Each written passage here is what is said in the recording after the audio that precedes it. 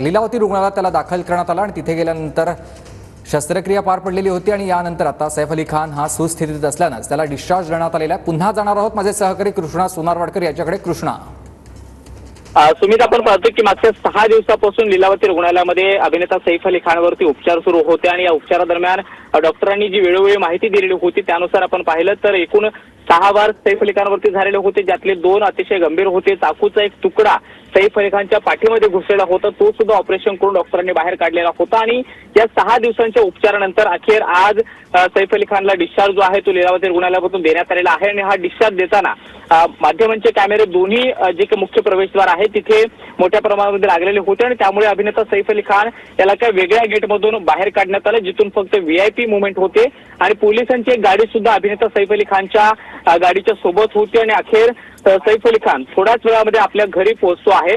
ज्या इमारतीमध्ये सैफ अली खानवरती हल्ला झाला त्या सद्गुरू शरण इमारतीमध्ये आता राहावयास न जाता त्याच्या बाजूला असणाऱ्या फॉर्च्यून टावर मधल्या एका घरामध्ये आपल्या स्वतःच्या अभिनेता सैफ अली खान राहायला जाणार आहे आणि या दरम्यान आपण पाहतोय की त्या घरामध्ये हल्ला झालेला होता, पोलिसांचा तपास अजून सुरू आहे। शिवाय नक्कीच कृष्णा, ज्या ठिकाणी हल्ला झालेला होता तिथे पोलिसांकडून तपास सुरू झालेला आहे आणि त्यामुळे त्या घरी न राहता दुसऱ्या घरी आता सैफ अली खान राहणार आहे आणि त्याच दिशेने सध्या हे वाहन निघालेलं आपण बघतोय। एका खासगी वाहनामधून आता सैफ अली खान आपल्या निवासस्थानी निघालेला आहे। यावेळेला देखील पोलीस त्याच्या सोबत असलेले पाहायला मिळतात। सैफ अली खान याला आता डिस्चार्ज देण्यात आलेला आहे। गेल्या 6 दिवसांपासून रुग्णालयात त्याच्यावरती उपचार सुरू होते, शस्त्रक्रिया देखील पार पडली। 2 घाव अत्यंत गंभीर होते आणि म्हणूनच पोलिसांनी खबरदारी म्हणून शस्त्रक्रिया केलेली होती आणि याच दरम्यान सैफ अली खानच्या शरीरामधून एक धारदार शस्त्राचा तुकडा देखील बाहेर काढण्यात आलेला होता आणि आता सैफ अली खानची प्रकृती स्थिर असल्यामुळे त्याला डिस्चार्ज देण्यात आलेला आहे आणि सैफ अली खान आता आपल्या निवासस्थानी निघालेला आपण बघतोय।